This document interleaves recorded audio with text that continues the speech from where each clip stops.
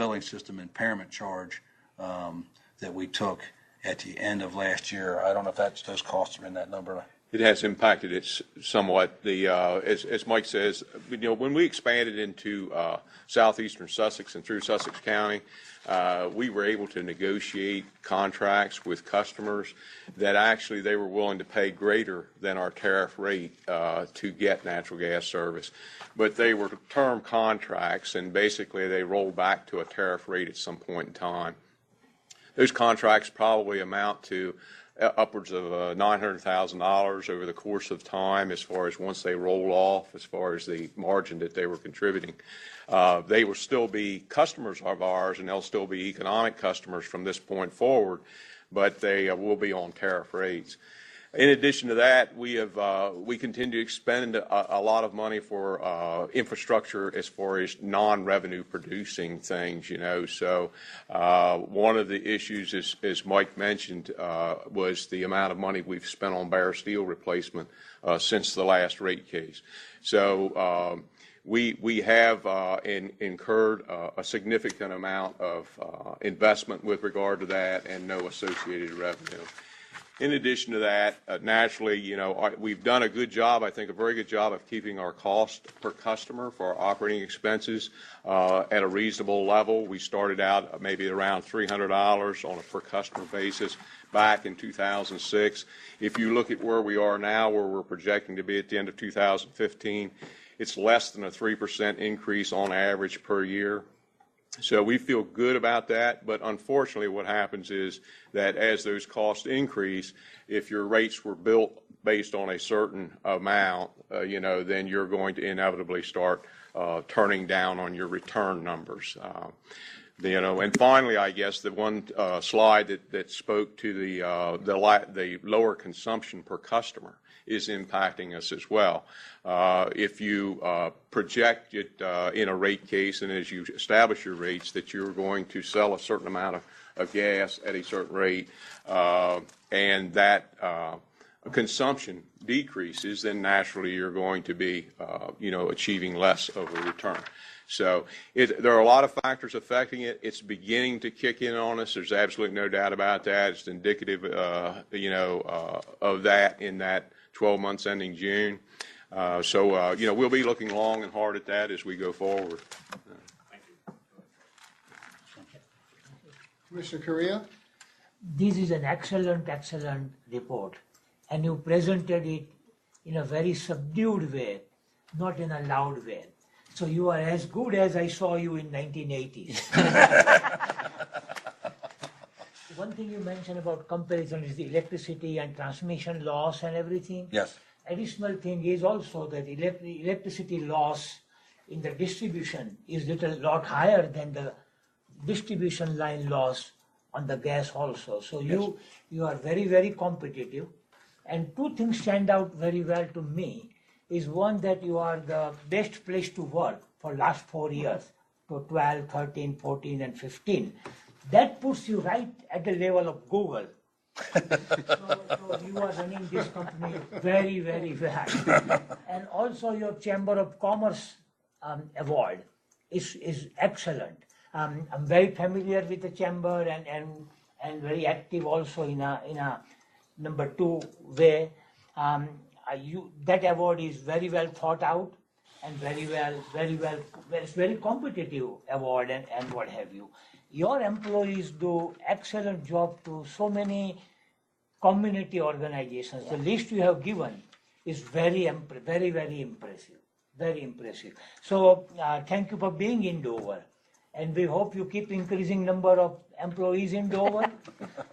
Also keep investing more and more money in Dover and in Delaware. So it's a very impressive report. Thank you. Well, thank you very much.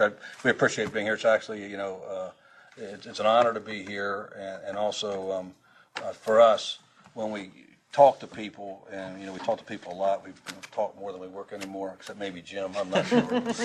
But we learn a lot too, even from the questions that we get, and so we appreciate the opportunity. One thing is though that the employee culture and the customer service and customer satisfaction, I personally believe with a little bit of experience I have is on this planet, there is a reflection of the top level leadership. If the leadership is excellent, then it flows through all the way to customer service and then comes back as customer satisfaction and awards and what have you. So lot of credit goes to the top management team and the top management people you have, and congratulations for that. Oh, well, thank you very much. And these guys and Bill. And we have a feedback. Mr. Geddes? I just have one, since we're, singing your praises, I'll ask you a tough question, which is one I know all CEOs think about. I mean, and it's captured in what keeps you up at night. What's the biggest risk, do you think, facing the company? Obviously, these are, difficult times for lots of reasons. Is there anything that's out there that, gives you concern as you sit here as a CEO of this company that's expanding and appears to be, well on track to, create top-notch performance? That's a great question. For me, when I look at things, this word sustainability is here throughout, and you joke around about going back to the '80s, but that also means that all of us here are about the same age, right? So sustainability is a big deal, and getting these processes in place so that our employees are learning and that they're growing, and we're maintaining the culture and the quality of service, et cetera. That's really what started hitting home with me, maybe 18 months, 2 years ago. And it's like, okay, well, this is great. I know I can ask Steve a question, and remember back when we did this? Oh, yeah, that's right. We don't want to do that again. but it'll be something like that, but we can't, that's great that he and I can do that, but now we're going to be out the door tomorrow, whatever day that is. That's right. Succession, continuation. Yeah, and it's all the way down the organization. You look around, think about how many, I'll go here, how many regulatory attorneys are there now? How many regulatory rate analysts are there now? How many are there? How many have been through rate cases? We haven't had a rate case in about 10 years. 2006. Yeah, so, there's the experiences, it's a lot less than it was. And the same thing's true at FERC. You have Bill now. That's right, that's right. But Do you have succession planning? yes, we do, and we're working to supplement that. But it's a big deal. It's a big deal, and I would have 5 years ago I said, well, we've had a lot of change over in the people in the distribution entity, if you will. They're probably a little bit further ahead in terms of the retirement curve and that type of stuff, and now it's kind of going through the administrative side of the company. So. But it's a great opportunity for new employees. We just have to keep on it and be focused on it. But it's really, for me, when I think about that, that's where it is. I might add, I think it's, for me, Jim, more on the operation day to day, it's just resources. The world is becoming more and more complex every day. And also the volume of opportunities, things we're looking at today, it's just, okay, that'd be great, but who's going to do that? And hiring folks and getting the right team members, let's say the right folks on board and contributing is, and with us old guys, filtering out of the company, it's the resources and it's even not only our internal staff, but contractors too. Qualified, contractors to support the growth initiatives as well. It's a nice problem to have, but it's a challenge. When a hurricane comes up the coast, what do you guys do? Delmarva has their storm center. Do you guys do anything special, or is it just sort of another day in the life of a gas company? We hunker down. No. Seriously, We have a hurricane action plan that we implement. Now, it's not nearly as complex or sophisticated as it would be required for a power company with overhead lines and things like that. But yes, we have a basic plan where we have already identified all of our critical areas that are more prone to flooding, for instance, that are more prone to any kind of impact of storm damage. We have structured where we have people that are assigned to certain areas. We have it set up so that if we lose communications, how we then respond to that, where we centralize people and dispatch remotely that way. We actually even revert to a lot of old-fashioned things when we really feel like that we're in a position that we may be losing, communications or power. We actually have hard copies of maps of our distribution system that we will, when a storm is forecasted, that we will actually reprint certain sections and things like that, so that we have those hard copies in case we have to, resort to them. So we're comfortable with our plans, and this past weekend we felt very, very fortunate, but we were well prepared. We had reporting on a regular basis from different points. This was the first experience that we've had as a natural gas utility down in the Ocean City area, because we've been converting natural gas, converting propane system down there. And so this was the first time for us to be dealing with that. And all of that, we felt very, very comfortable with the people that were down there working on that and assigned to that. So, I think that from a company perspective, we have a system in place. We enhance it, and we'll continue to do that. So. That's one of the areas where I think we get a real synergy with our Florida team, where, and I can't tell you the number of times where I've sat on, on a conference call with our Florida team at the beginning of the week because they're prepared, and then the storm shifts and we're having the same conversation 3 days later with our Delmarva team. So we really draw upon the experience from our Florida team, which has both natural and electric, and their experiences over the many, many years that our team has been watching storms and preparing for storms. Well, it seems to me that Delmarva did an excellent job in preparation for this most recent storm and continuing throughout the storm. So congratulations to Delmarva. Do you guys communicate regularly on those sort of issues, cybersecurity, storm, any sensitive issues? I wouldn't say on a regular basis. Certainly the industry, as more as a whole, but I would say company to company, not that much, not on a regular basis, not as much as probably should. Just curious. Yeah, the cyber stuff. Mr. Bonar? Yeah, the cyber stuff is a big deal, and there's a lot of communication. It's really synchronized or coordinated by the American Gas Association, and we are active in that. We have recently brought on a board member that has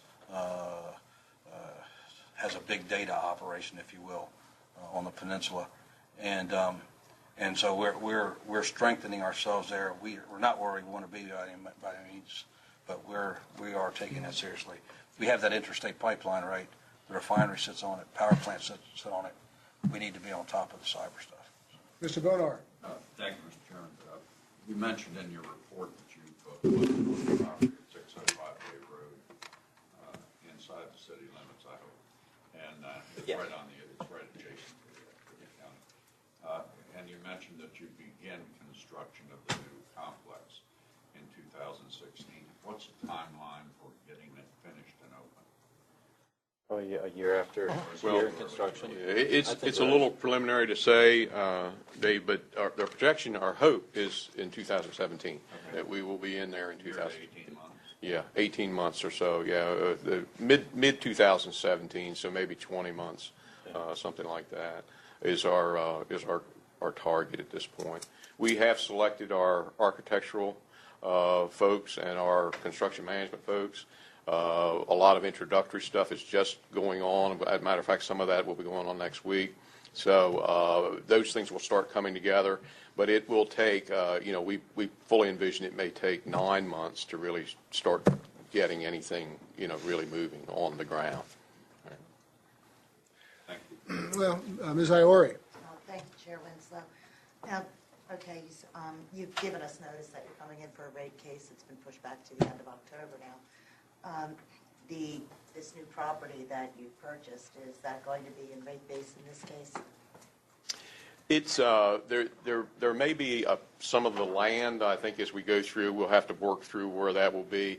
What we will probably try to do is when we come in and talk about our rate situation, is try to lay the groundwork where when that building is constructed, that we may be able to come back in on a limited case basis just to look at that particular investment. So I'm not quite sure how that will work at this point, but I think that's our near-term plan. We can certainly share some ideas. We appreciate that. Well, Mr. McMasters, Mr. Moore, Mr. Thompson, thank you all very much for a very informative presentation. It was very enjoyable as well, and we send our best wishes to you all. We look forward to seeing you sometime before the end of the year. Thank you. Thank you very much. Mr. Howard. Take care. Thank you. Just a few other items. If you'll note on the agenda that we had evidentiary hearings tentatively scheduled for the Terranoni versus Delmarva Power and Light Company. It's my understanding that those evidentiary hearings will, scheduled for October 12th and October 13th, will likely be canceled. So if anybody has any interest in that case, they should stay tuned to what's going on with that issue. I would like to also give you a short calendar update. Substitute Senate number 1 for Senate Bill 160, otherwise known as the bond bill, Section 68, authorized the Electricity Affordability Committee this past year. The committee met on Wednesday, September 30th, and requested that the PSC and the public advocate sponsor a joint effort to review the structure of customer choice in Delaware and to provide recommendations to the committee on ways that we may be able to help lower competitive energy costs in the state of Delaware. In the furtherance of that assignment given to us by the Secretary of State, we have scheduled 2 workshops. One will be on Thursday, October 22nd, starting at 10 a.m. here at the Commission office. And the second one will be the next Thursday, October 29th, starting at 10 a.m. in our Dover office. The hope is that in our first workshop, we are able to identify some of the issues that are barriers or concerns with respect to electric choice in Delaware. And the second meeting, we hope to concentrate on how to overcome some of those issues and what types of solutions could we be looking at to further enhance electric choice in Delaware. So I just wanted to make everybody aware that those workshops were just recently publicly noticed. I think today and tomorrow there's a public notice. So those are scheduled and underway. And lastly, our next commission meeting will be on October the 20th, starting at 1 p.m. Unfortunately, I haven't had any companies call and tell me they wanted to give a state of the company as certainly as good as Chesapeake has done. So it may be a very short meeting next October 20th. Thank you, Chairman Winslow, Commissioners. Mr. Howard, thank you very much. Everyone have a safe trip home and a good night, and we'll see you in a couple of weeks. Oh, no, one second, I apologize. Mr. Nuez, anything to report I apologize, from DENREC? Thank you, Mr. Chairman. It's been a while since I've had cause to be here, but summer's over, and I can report that a hearing in the DENREC cost cap provision rulemaking process has been scheduled for November 3rd, beginning at 6 o'clock in the DENREC Auditorium, 89 Kings Highway here in Dover, and that the public comment period is open until November 18th. Those public comments can be directed to me or to Lisa Vest at the department. And again, that's the Renewable Energy Portfolio Standards cost cap, which I know is of interest to some of the parties here in this room. That's absolutely correct. Can we put that on our calendar, Mr. Executive Director, just as a reminder to myself and other commissioners? Is it possible to add that on? We can certainly do that. Are you talking our paper calendar or our electronic calendar on the website? I would prefer the electronic, but the paper would be fine. Whatever's easiest, just so, frankly, I can Just get so that we on my get mind. notice. I'm going to try to, I would look at my calendar when we get out of here, but that'd be a good reminder to have it somewhere. Will do, sir. Thank you very much. Have I overlooked anybody else? Hopefully not. Thank you, Mr. Noyes. As Mr. Noyes knows, the CPP plans are coming out as well, so there'll be all kinds of interesting things coming up in the future. We're adjourned. Thank you.